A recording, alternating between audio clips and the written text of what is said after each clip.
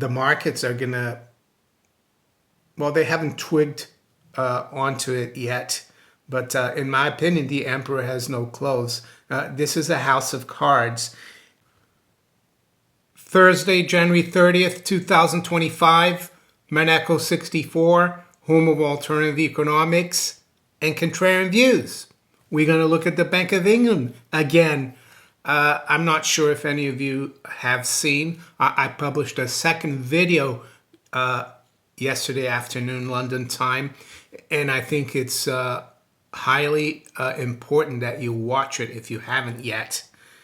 And I think it's the biggest news in the gold market probably since Gordon Brown announced the sale of the UK's gold back in 1999.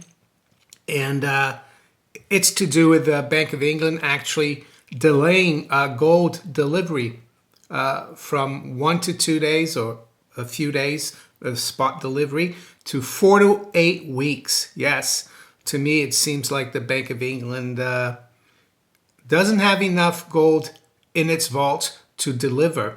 So that's very serious. I'm going to put a link here in the cards to this video.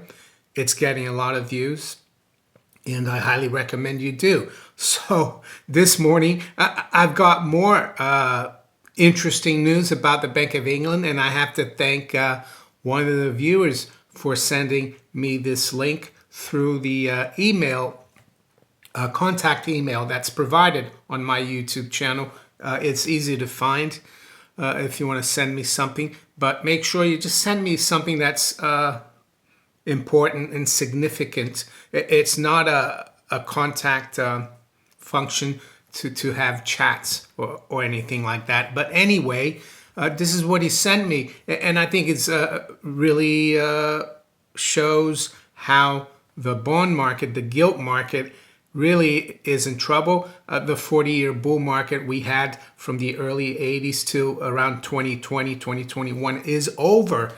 And that's a huge problem, not just for the Bank of England, but for all central banks. And what I see here happening is a gilt put that's been issued. We could call it the Andrew Bailey put, to make sure that gilt prices don't drop too sharply. And you might say, well, that's good. That's going to stabilize the market. Yes, it is. But if you think about the Bank of England, what power they have, they don't have any. They're running out of gold. And the only way they can stabilize the gilt market is through creating reserves out of thin air.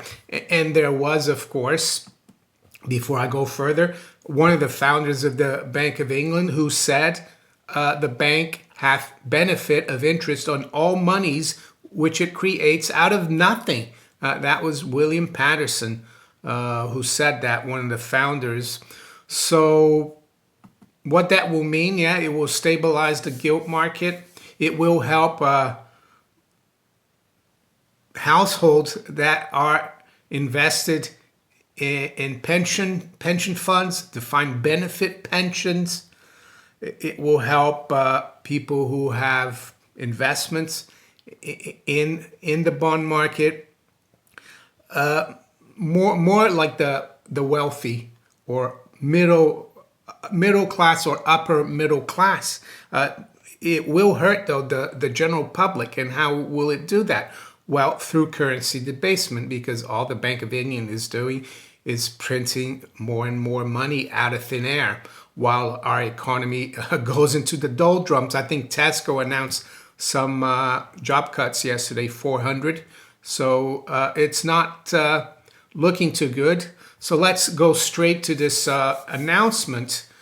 And it was January 28th, so a couple of days ago. And it's from the Bank of England. It says Bank of England opens new contingent non-bank lending facility for applications. The Bank of England today opened the contingent non-bank financial institutional repo facility for applications. It sounds really complicated, doesn't it? And that's the way they want it. They want the average person out there to see this, if they see it actually, they're not looking at Bank of England releases, but if they did, they would probably just ignore it because it looks too complicated. But let's go through it and I'll explain to you what it means. It's not complicated. Bank of England today opened, well, I won't go through that again, the new facility, which will only be activated during episodes of severe gilt market dysfunction. Well, gilt market, that's the UK government bonds.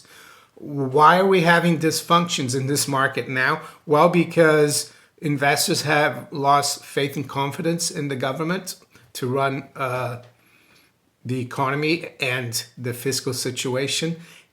And yeah, the bull market in gilts is finished. It's just the way it is. And there's too much supply of gilts. The government has to keep borrowing more and more as the debt grows. And there's less and less demand. There's de-dollarization as well. And the pound is part of that process because we're seeing a lot of the BRICS nations ignore or not buy as many treasuries or gilts or European government bonds. So let's continue. Will lend to participating insurance companies, pension schemes, and liability-driven investment funds to help maintain financial stability. This follows the bank setting out the CNRF's initial design in July 2024. So they've been building this design for over 7 months or 6 months or thereabouts. And why is it taking so long? Well, I think they've had to look at the legal framework because they're basically helping private companies here, which they already do anyway, the private banks. And so insurance companies, right? Pension schemes and liability-driven investment funds. Well, those liability-driven investment funds, they're related to the defined benefit company pension schemes, which almost blew up back in September of 2022 during the Kwarteng Trust mini-budget debacle, which I think the Bank of England kind of pushed the market into that anyway. But so why is this serious? And I said earlier, I'll make it simple and explain to you what this is. Well, basically, the Bank of England is saying, don't worry, if the gilt market starts dropping, if we start seeing volatility, if yields start spiking, because as most of you know, as hopefully most of you should know by now, when gilt prices drop, the yields rise, and that means higher interest rates in the market. That will mean higher costs of borrowing, not just for the government, but for the public. So when that starts happening, the Bank of England is saying that they're going to come in here and start buying gilts out of thin air, or they're going to lend money out of thin air to these companies so they can go out there and buy gilts. You know, don't worry. We're going to provide you with cash. We're going to support the gilt market. And that's all it is. But the only tool the Bank of England has is the legal power to create currency or reserves out of thin air. It doesn't, as we saw yesterday, the Bank of England, doesn't even seem to have the liquidity to deliver gold. The only thing really real that it has in its vault is gold, and it's taking 8 weeks, up to 8 weeks to deliver gold. And some people might say, well, my coin dealer doesn't have any problems. He has gold. But the Bank of England, the market they're talking about here is the wholesale market, which is the most important market between big financial institutions, central banks, sovereign countries. And that's the market that sets the price. And you can bet that if this dysfunction in the gold market continues, it's going to permeate through into the retail market. And that's why I think if you have the chance right now, you should be stacking gold. That's my opinion. I'm not telling you to do it. That's what I think. And if you are interested in doing so, or are thinking about it, I've got a couple of precious metals dealers, affiliates, and their details are below in the description of this video. There's one in the United States and one in the UK. So there you go. There's some more comments here from other people about this facility.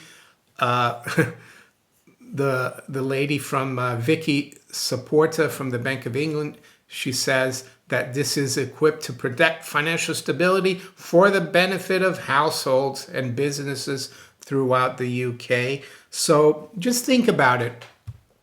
How is it that a few people in a bank in the city of London can save households' financial stability? I mean, they've got nothing. And I think the markets are going to, well, they haven't twigged onto it yet. But in my opinion, the emperor has no clothes. This is a house of cards. So let's quickly look at where the markets are this morning. It's 8:20 a.m. London time. We've got spot gold at 27.71. So we are approaching the all-time high, which was 27.90. We're only $18 away. High has been 72, low 52. Silver, spot silver that is just above 31. It's frustrating, but I'm holding on to my silver, or I'm stacking even more. So we are at 31.01, up 20 cents. High's been 09, low 76. What about the stock market? Well, the stock market is continuing to move higher. And why is that? Well, because central banks are not going to stop inflating. And by that, I mean they're not going to stop providing support for financial markets and financial institutions. We saw Canada yesterday, Bank of Canada, they ended quantitative tightening and they cut rates. Their excuse was the tariffs from the US, and I'm sure other central banks are going to use a lot of excuses in the future, including the Bank of England. So the Dow futures is up 160, the NASDAQ 100 futures is up 180, and the S&P is up about 32 points. The currency market is pretty steady, not really much going on, except for the dollar versus the yen. The dollar is down about 0.5% versus the yen. And yeah, the bond markets have stabilized for now, but as you saw from this announcement by the Bank of England a couple of days ago, they're concerned of more dysfunction. But the 10-year yield, for example, is at 4.52 right now. It's down about 4 basis points. The UK 10-year yield is at 4.64. We have tested almost 5% in the last few weeks. Right now it's stabilized, and I'm sure a lot of these financial institutions are comfortable now with being in the market because the Bank of England has got their backs. And why would these financial institutions that look after people's monies put their money into a market that could become dysfunctional? Well, because the rules and regulations of the financial sector specify that these markets are the safest and best places to be, the gilt market and the bond market. You're not going to see these institutions, these pension funds, insurance companies buy physical gold, which is crazy, right? And that's why you need to be out of this system as much as possible. I'm not saying get out completely. or you might want to. It's up to you, but have a little bit outside the system as an insurance. So there you go. With that, I'm going to wish you all a very good day. Take care. Bye.